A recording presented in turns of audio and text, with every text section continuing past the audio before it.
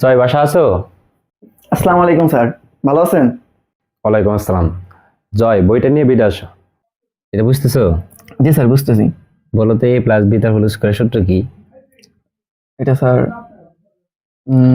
এ square plus 2bc plus B না না square. না না, ভুল হইতেছি। দেখো জয়, তোমার এ নিয়ে অনেক আশা, ঠিক আছে? তোমার কিন্তু সামনে পরীক্ষা। তুমি আমার কিন্তু মানে আমার মুখটা উজ্জ্বল করতে হবে।